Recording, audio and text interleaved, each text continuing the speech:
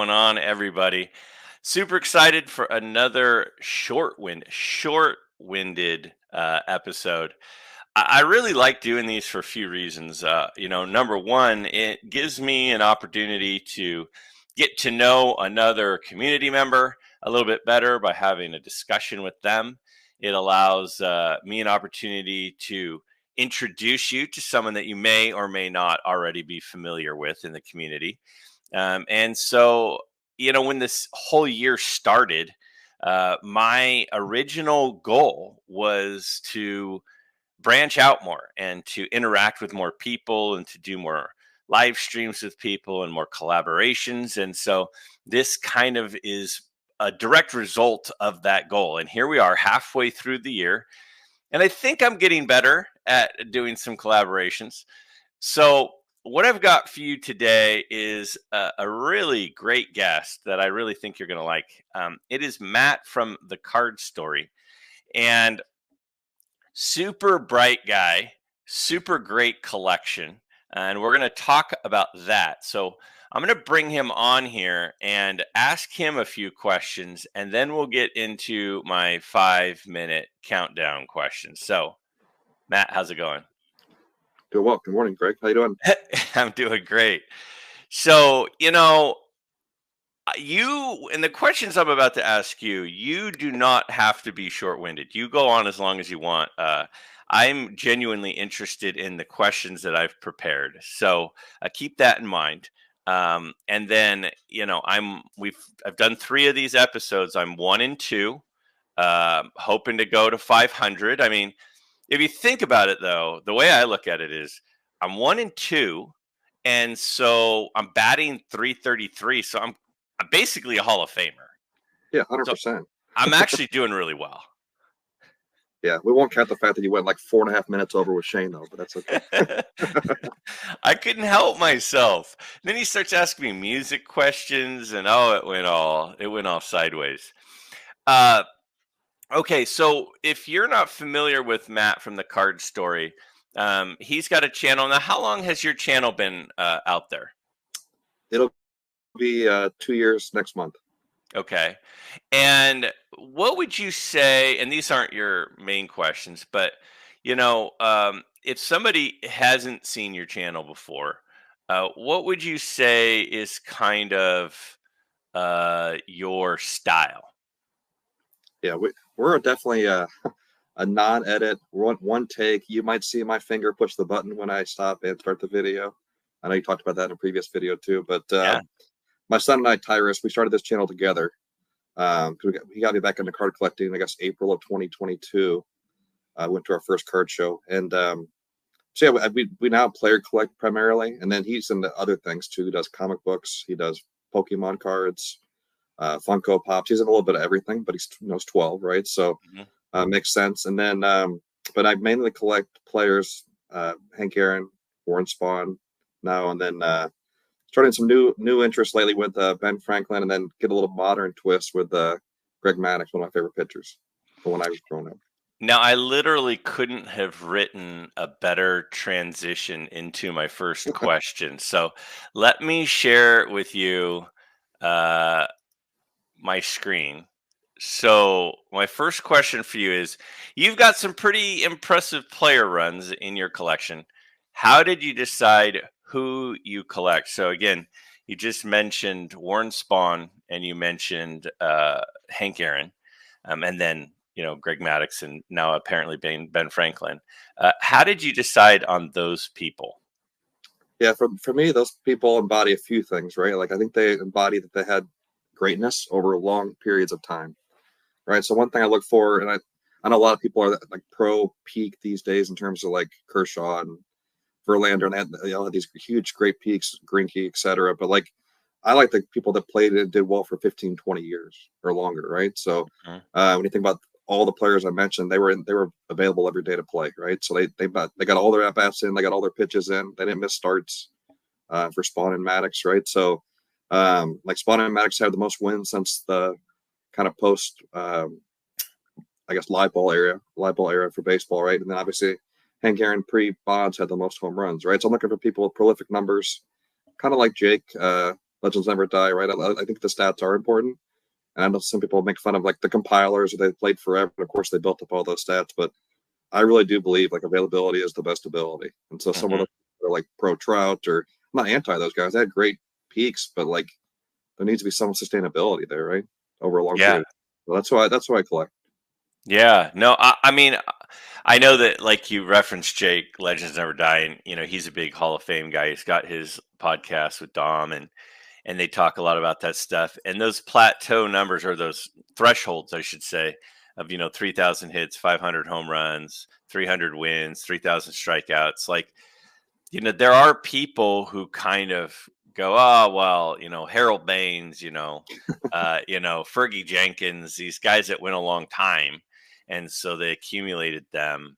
Are they great, or were they good for a long time? And I think that your point of, well, being good for a really long time is great. So, Yeah, just that's my how I thought. think about it anyway. I know some people poo poo it a little bit, right? Or say that you know, Aaron had almost 14,000 plate appearances, whatever, right? Of course, he had 755 home runs, but still hit them, right? And he never hit more than 50 in a year. So just consistently very, very good Yeah. at his craft. Now, why Ben Franklin? So What's the similar thing. story behind that? Yeah. Yeah, so Ben Franklin's interesting. So I know he recently passed away, but I'm a big fan of like Berkshire Hathaway and Warren Buffett and his friend Charlie Munger, who just passed last November. And Munger's favorite person that he always talked about and learned a lot and kind of fashioned his whole lifestyle after was Ben Franklin. Hmm. To the point where he wrote his own little kind of almanac every year, just like Ben Franklin did back in the day, right? So I kind of got into him as an homage to that, and as well as kind of got inspired with the non-sports from Eric Those Back Pages and Don Hmm. at the Show and Me. So Hmm. kind of that whole YouTube, I guess, influence or inspiration. But I picked him because of Munger passing in November. Hmm. So And it's interesting because, like, I know that Ryan Nolan from Breakout Cards is big on Thomas Edison, because he's an engineer, inventor, tinkerer, and Ryan's an engineer. So I guess you being a money guy, makes sense that Ben Franklin would be, if you think of an all-time great, like a legendary, earlier generation type money guy, that makes sense. So I think that's very cool. How many Ben Franklin cards have you picked up? uh, probably too many. I have about 60 so far. Oh wow. So I'm using the PSA registry as like a checklist. Uh-huh. So I have a little more than half of the 50 they have listed there, but then I have a bunch of other ones I found using like TCDB or other tools online looking for cards. Hmm. So I've heard a lot of people talk about non-sport kind of heating up over the last couple of years. Do you look at those Ben Franklin cards just simply for the joy of collecting, or do you think that there's some growth potential in non-sport? I think there's some growth potential for sure as people, realize that these people are probably more famous than most of your baseball players, right? I think it kind of hit home for me when I work with some folks overseas as part of my day-to-day job, right? And so I asked them if they've ever heard of even like Babe Ruth, and they never heard of Babe Ruth or Ty Cobb, like in Belgium, right? For example, Hmm. they Hmm. all know who these guys are. They all know who Franklin, Edison. In fact, most of the non-sports cards are actually made overseas. Yeah. So like you hear about Liebig or Stolwerk, those are all overseas card manufacturers, right? That they made candy or whatever they might have made and sold the cards with it, but or bread or whatever. But they pick people from the U.S. as well as just people from overseas. So I think it's worldwide knowledge, and I guess more well known than most of our baseball players we look up to here in the Yeah, states. yeah. I heard Ryan Nolan one time say something like, "It's crazy to him." I don't remember the player, so I'll just make one up. But he said something like, "It's crazy that a Reggie Jackson rookie card is worth more than a Neil Armstrong rookie card." And I was like, Exactly. "That's an interesting point. It really is." All right, next question for you. How do you describe your YouTube channel to those that aren't already familiar with it? So, you kind of talked about your collecting style, but as far as your presentation on your YouTube channel, what sorts of things would somebody expect to see you guys talking about, or how do you talk about it, and what do you do? Is it just showing cards? Is it talking about where you're headed in your collection? Like, what does it look like? Yeah, no, I think we're mostly showing cards.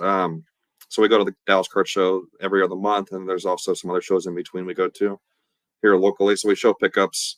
Obviously, I'm pretty active buying things off eBay or ComC or any of the other auction houses, etc. So mostly just showing our pickups and talking about some of the cards we picked up and kind of why they're important to us or whether they're obscure. I really like the rare cards or the kind of non-standard or oddball cards, you might say. So I we just enjoy showing off what we picked up, and it's not like to necessarily, like I said, not to frame it the word show off. I hate the way that sounds, but like share, right? Like kind of just share some of our pickups that people may not see every day on on other YouTube channels. Yeah, I think that my biggest takeaway from watching your channel is how many of, like you said, the rarer, um, releases of different cards, like especially with your errands. I've seen you show a lot of things that aren't the standard things that a lot of people are aware of. And then when you see that stuff, you become aware of it, and then somebody talks about it, and you're like, oh, it's like it kind of puts it on your radar, and it's a way of learning where you don't really feel like you're like learning, like sitting and taking notes, but you're being exposed to things, and they're now becoming part of your awareness and subconscious of things that are out there. And that's one of the things that I enjoy most about your channel. um okay, let's take a look at our next one. What are some of your favorite cards in your collection, and why are Sophie's they choice your time. favorite? What's that? Sophie's choice time, right? Yeah. It's hard to pick your own children, but I'm gonna go ahead and do. sure. Oh, I got that's to not pick what I our want. favorite one being this one. Hopefully, the glare is Hold not on too one bad. sec. Let me switch this out here. Oh, you're good. Let me get us back to here, and then let's go to, well, this. Go ahead. Perfect. So this is what Tyler and I would say if you asked us our favorite card, which is kind of crazy. It's we paid a whopping $15 for this. Yeah. It's the 74 tops. It's card number one. It's the first card we bought back in April of 2022 at a Dallas card show together. I only brought like $40. Obviously, the budget's a little different now. I didn't realize how much cards it got up to in price when I went to that card show, but we picked up this one ungraded and then eventually graded with CGC or CSG, which has been a whole kind of saga on the show. I've now since switched back to PSA, but that's probably like if you ask us one card we keep no matter what, that'd be the one card, even though it's probably worth $20-$30 as it sits, right? So Yeah. not the Yeah. most valuable card, but I think one of the ones that's you know most special to us in terms of like sentimental value. If that makes sense. Yeah, my buddy Darren, Return to Collecting, is doing his countdown, and he just did number 3, which was Hank Aaron.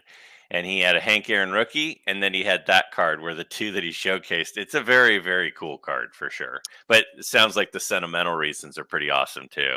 Yeah, no, exactly. No, it is a fun card because he hadn't broke the record yet, right? So if he would have something would have happened, God forbid, he wouldn't have broke the record. Then it had a home run king that wasn't real, right? So Right, he was still one right, shy.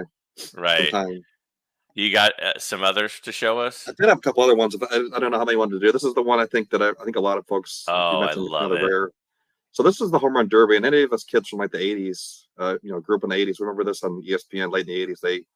They replayed all these episodes, right? And so when I saw this at auction, I didn't know how to sign up for auction sites at the time, so I missed it.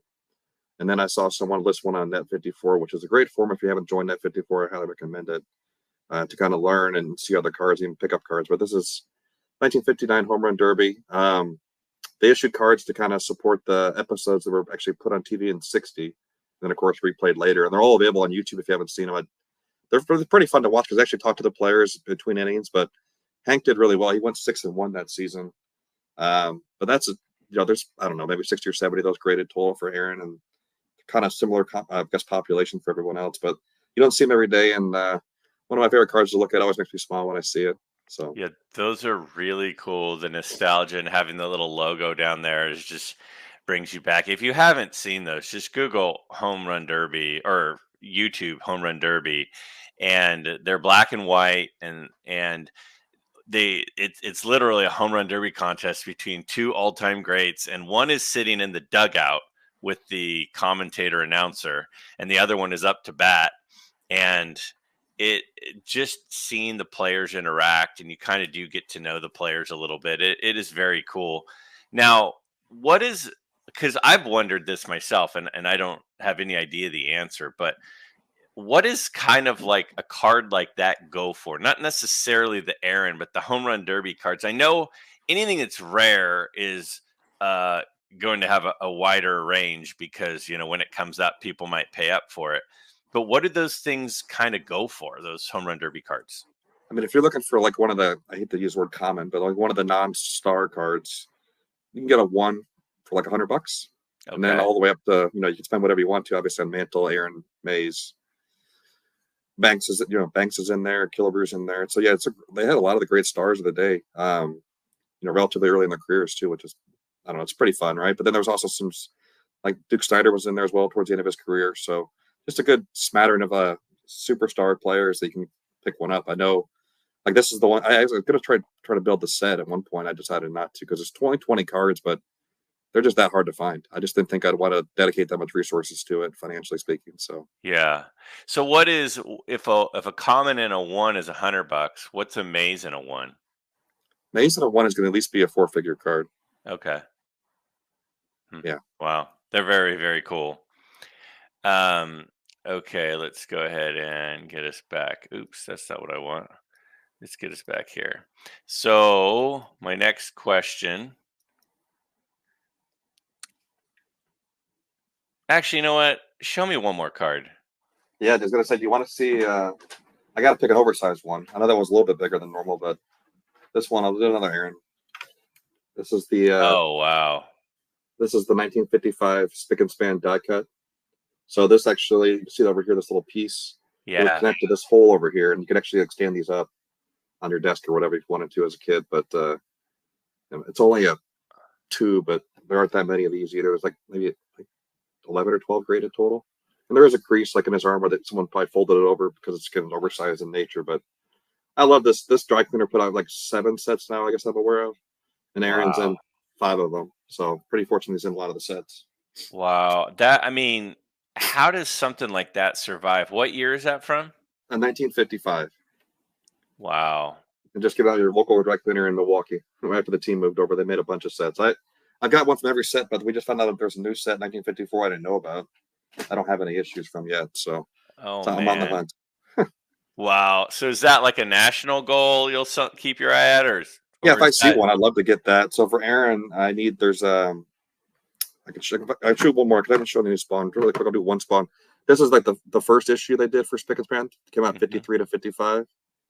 Um, there's an Aaron of this. There's only one graded total, so I'm not sure how we're gonna get it. But this is the Spawn. There's 3 of these graded. Um, Wow. so looking for that one for Aaron, and then obviously the 54 for Spawn. So Wow, that's very cool. All right. So let me ask my next question to you. So, what are some of the biggest targets, plans, goals for the national? Look at this. It's like almost like they're like you planned this. I know this is completely random that we're literally falling into the next questions like this. Do you have Yep. any targets? Do you have? Having your son with you obviously makes it where instead of if you have a goal, it's not just your goal. It makes it where it's your guys' goals, and so that changes things a little bit. But what are your biggest targets, plans, goals for the national? Yep. I mean, obviously the first and most important thing is to spend a lot of time with all the fellow YouTubers that are going to be there, right? So fortunately, I've just stayed at a house with 11 other guys that we've met on YouTube together. Some of us have been in chat groups for a couple of years, so really I haven't met them yet. So looking forward to meeting those folks and spending a lot of time with the YouTubers. In terms of cards, the big one we're looking for. So we bought Tyrus, my son, a Cobb last year, the T205. I don't have it Yeah. handy, unfortunately. But this year, looking to get a Ruth card. So trying to get like one card each year from like one of those inaugural Hall of Fame classes. Yeah. And so for this year, I want to get the Ruth Quaker Oats Premium from 1934. It's an oversized item. Okay. Looking for like a low grade authentic to like maybe a 2 if I can find one at a good deal. But Hmm. that's probably the big card I'm looking for. And then some other cards I'm looking for is the Spawn rookie, the Leaf. Well, I say rookie, but the Spawn Leaf card, like the one you picked up Yeah. in Strongsville. You got a great copy of that. I Love to got. find a nice one of those. Yeah. And then on the modern side, I haven't talked about Maddox a ton yet, but I want to get that 93 finance refractor. So a little bit all over the board, 1934 to 1993, kind of covering the gamut, I guess, of all the different eras of the hobby. Yeah. No, I think that that's one of the fun things that I enjoy about a lot of people's channels is the variety.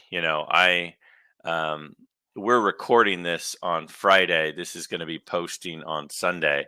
So today, if you're listening, this had been 2 days ago, my pickups for the month of June posted, and I have some cards from the 1980s. I have some football cards from the 1950s and 60s, and then I have some pirate cards from the 1880s. So the variety sometimes of what we're drawn to is, I think is one of the interesting ways. It kind of helps you to see how people tick a little bit and what's kind of going on behind the scenes for them. But like you said, I like your legendary people and long term success thing. I think that makes a lot of sense. All right, and then also I'm hoping slash planning on Wednesday night crashing the frat house you guys are staying at. My tentative plans are to swing by. I heard you guys might have some stuff going on that day, so I might see you over there. Deal. No, yeah. Theo mentioned it to me, so yeah. Yeah. All right, let's go ahead and take a look at this next one. You do a lot of collecting with your son, as we've been saying. Besides memories, what are some of the reasons you enjoy collecting with him? Yeah, I mean, I think the memories is probably the most important part, I guess, right? Because I think that's why I love doing the YouTube with them. Hmm. Like, if everyone ever asks me like what my favorite channel is, it's going to be the one channel I'd always want to keep and be able to watch would be this one, the one I'm making, right? Just Sure. because I want to be able to rewatch our videos from the beginning, kind of see how he's grown, how his attitude towards collecting's changed over time. But that was the main reason I got on YouTube, to be honest. Selfishly speaking, I wanted to have kind of a record of things I enjoyed, things we enjoyed together, etc. But I think the fun thing is just trying to see him, see the hobby or kind of relive my childhood a little bit through his eyes, right? Like you Hmm. just don't realize how magical those years are. You go off to college, you go off and you start working, and then like before you know it, the years click by.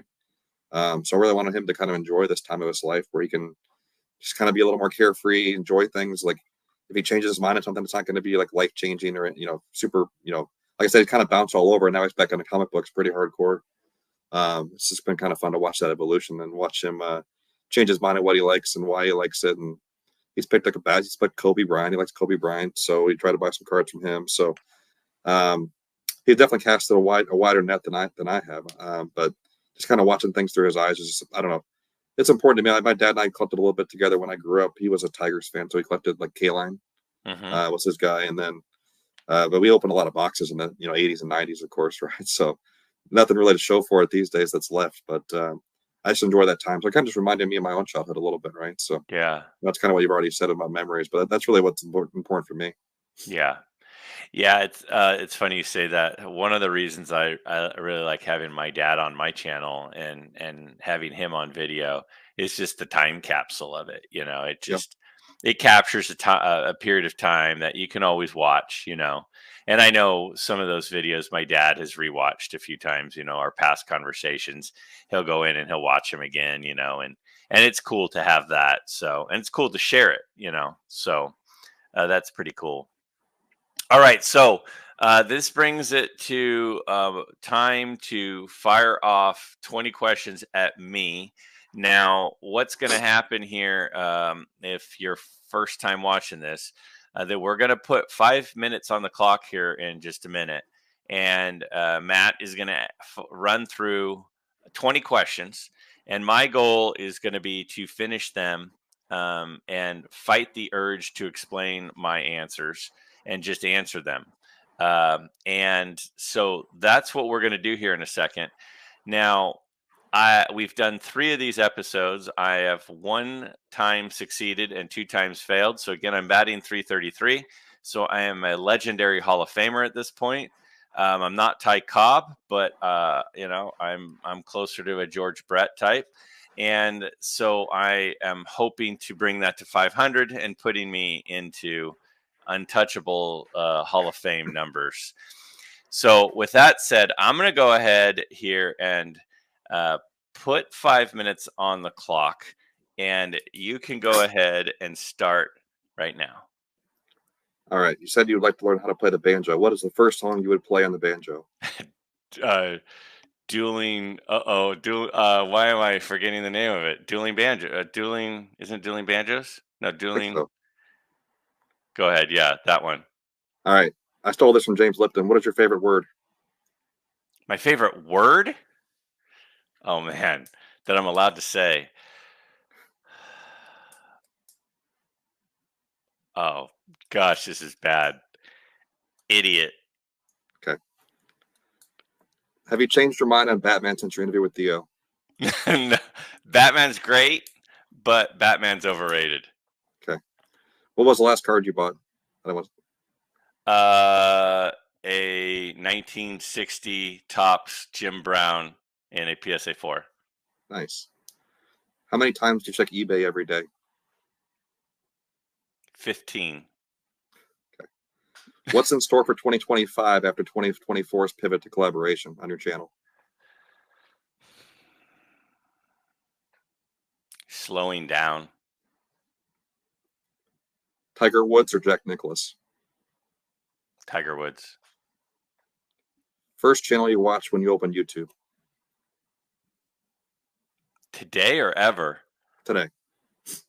Orlando Collector's Dream. Okay. All right. You and Adam Vintage Sanctuary are both really good at math and professor or teacher. Who would win the mathematics competition at the national? You or Adam? 100% Adam. He can do stuff I've never even heard of. All right. National or Strongsville? Strongsville. 100%. Nintendo or Sega? Ooh. Uh, Nintendo. What is one area of the hobby that interests you, but you haven't bought anything from yet?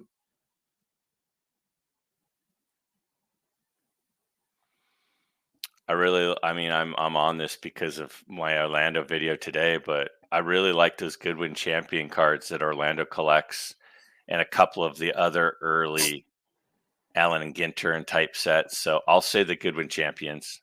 Nice. Favorite stadium you've ever visited? Doesn't you pick a sport? Yankee Stadium, the original Yankee Stadium. Well, the one before the last Yankee Stadium. Yeah, the original Yankee Stadium. All right, I'm going to read this question. It's going to sound wrong because it was always written wrong. It was got this from someone else too. What is best sandwich? What is best sandwich? What's your favorite sandwich? Hot pastrami. Okay. All right. Back to the Future or Ready Player One? Back to the Future. I love Michael J. Fox. Me too. What is on your bucket list for places to visit? You mentioned you haven't visited many places. Washington, D.C. Okay. Favorite TV show on Netflix? On Netflix. I don't watch a lot of TV. On Netflix. Or pick a network. Just what's your favorite TV show? My favorite TV show of all time. Oh, I'm going to say Curb Your Enthusiasm. Okay. HBO. Larry David's great. Yeah. What is your favorite card in your dad, aka Coach's collection? Well, it would be the card from his original collection that he Found. found. But other than that, he recently got a 56 mantle that is pretty phenomenal. It's an SGC 6, I think. Oof. All right. Favorite pickup anyone has sent in to be shared on your monthly community pickup video. So one of the ones you show every month. I don't remember exactly which release it was, but there was a Joe Jackson a couple of months ago. There's going to be a highlight review video at some point of those pickups, so you'll see it again. Cool. And then lastly, what is your favorite oddball issue? I mean, you just showed those home run derby cards, which I love, but that would be too easy for me to answer. I think the 54 Red Hearts are gorgeous. I also like the Red Man cards, I think are gorgeous, but I'm going to go with the 54 Red Hearts. And with that success, did it? I made it by 15 seconds. Oh, I mean, wow. like I made it easy on you. I'm kind of I'm kind of on fire right now. Like nice. I'm 500. I'm 2-2. All of the haters out there. Now that I'm done. Let me go back to my idiot comment.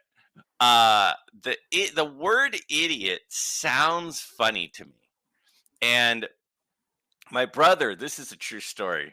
My brother called me one time at like 3 a.m. He was in he toured around the country with a job that he was in for like 3 years. And him and his friend who was on tour with him, they ended up at some little bar in some little town. I don't even remember where it was. I'll have to look it up now. And the name of the bar was called The Village Idiot. And they called me drunken at like 3 in the morning. And I don't know why the phone woke me up. This is 20 years ago. And they're like, we're at the Village Idiot. Like, what are you doing? I'm like, I'm sleeping. And that word just sounds like it's got a, I don't know how to describe it. So it's my favorite word because it makes me giggle. It's not a word I use a ton. Like But an idiot or whatever. Yeah, no, I get it. yeah, Yeah, like connotations, idiot, everything, right? idiot. Like it's just funny. So I do Yeah, I'm have not sure if you ever watched the Inside the Actor Studio that James Lipton used to do, that TV show where he'd interview actors. He had like 10 questions he always used. I tried to grab one of those. Oh, okay. One of them was like, "What's your favorite curse word?" One of, what's your favorite sound? Anyway, I've always enjoyed his interviews. Yeah, that's a great question.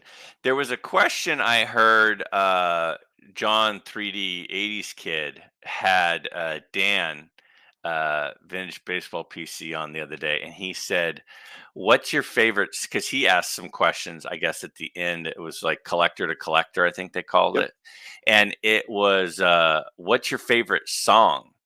And I was thinking about that, and I was like, "Man, if somebody asked me that, I don't know how that would be a really difficult question for me on what my favorite song is." Because I don't know. To me, one of those things is like when you have something that plays over and over and over, it's no longer your favorite. So Yep. like things can get beat to death. Now, Larry David never gets old to me, but like there are certain movies, if I watched it enough, I wouldn't really like it anymore. Or certain songs, if you overplay it, then you're like, yeah, it's okay. So questions like that are tough, but you did a great job. I'm proud of myself. Yeah, good job, Greg. Yeah, I mean, this is a pretty exciting. So, again, if you're not subscribed to Matt at the Card Story, it has some really cool stuff. He just flashed a little bit of his collection, but trust me, it is worth checking out his stuff, his collection. Again, a lot of people talk to me about how much they enjoy having when I have my dad on my channel. And I think that it is at least equally cool that you have your son on. So that makes it a very cool thing. That connection, that bond is definitely an added touch that I recommend people, take a look at and check it out. Again, I'll have links to your stuff down below in the description. And I'm really looking forward to hanging out at the National. Yep. It's gonna be really fun. There's a lot of great people in this community, and I know a lot of people out there talk about, I want to meet this particular person who has a channel because I watch their channel. Well, people who make channels are excited to meet other people who make channels too. Like there's a couple of people that I'm like, I'm gonna be a little nervous approaching, like, and I'm like, I'm gonna go say hi to him, but I'm gonna feel like a little starstruck. So it's gonna be interesting. But that's definitely a very cool thing about any event like the National is having that opportunity. So I'm I sure look forward to plenty of people hanging out will with you. Yeah. What's yeah, that? I'm sure plenty of people will recognize you though from your channel, right? So Yeah. I mean, we'll see. I don't know how it's gonna go. I look forward to meeting people. I know there are a lot of people that have been commenting for a long time that have said that they're going to be there. So, there's a lot of handles that, someone might come up and go, "Hey, I'm John." And I'll go, "Oh, hi." And they'll go, and they'll give me like their handle and I'll go, "Oh yeah, of course." So that'll be a good time for sure. So, well, thanks for coming on. You have any parting words or comments or any things you have coming up on the channel that you wanted to share? no, we need to get back to making more regular content. Definitely have some national. I want to do a previous show with Ty. We haven't done a show in a while together, so he's been kind of doing the middle school thing, and then now he's on summer vacation mode. So I need to get him back in front of the camera. But but no, just looking forward to the national as well. I really appreciate having me on. Obviously, I tried to make sure I didn't get all those questions right under 5,000 episode. It'd be a little creepy if I knew every one of those 10 questions you asked. That was honestly, it wasn't creepy. I was insanely impressed because a lot of those questions that I did. Now, if you're going, what's he talking about? So on my for my celebrating 5,000 subscribers, I did a live stream and I had a few guests on. And one of the things that I did was I had some questions about the channel of things that had come up, and it was over a year and a half worth of stuff. And in many cases, not every case, but in many cases, you knew the answer and were one of, if not the first person to have the answer. And I was like, this guy's a savant, because it's not like I'm the only channel that you watch. And some of the stuff hadn't been for like a year, and it was like something I mentioned one time. I'm like, dude, you've got an insane memory. I was extremely impressed. In fact, I said to Theo, like, I'm like, dude, Matt's like wicked smart, dude. And he was just like, yeah, I know he is. So I don't know about that, but thank you though. No, it was a good time. You obviously have a great channel and a big following now, and hopefully the collaboration will continue to help grow your channel even more. So yeah. I've really enjoyed this year watching all the collaborations you've done. Thanks. Well, I appreciate it, and it's been fun getting to know people like yourself a little bit better. And yeah, I look forward to more of that kind of stuff. And to your point, what are some of the changes that I see happening with my channel? I have to start pacing myself. It's been a full sprint for a year and a half, and it's unsustainable. I just get excited about stuff, and I get an idea, and then I run with it, and then I don't like to have stuff just sit. I like to immediately post it, and so then I find myself, I just get so excited that I can't slow down, but I need to slow down. So, but we'll see if I can or not. So, all right, Matt. Well, thanks again, guys. Matt from the Card Story. Check out his channel. And I'm 2-2, so I am officially 100. batting 500. So pretty Top of proud the of leaderboard. myself. I gotta be. I'm above Josh Gibson now on the Exactly. all-time batting average list. All right, guys. See you later. See ya.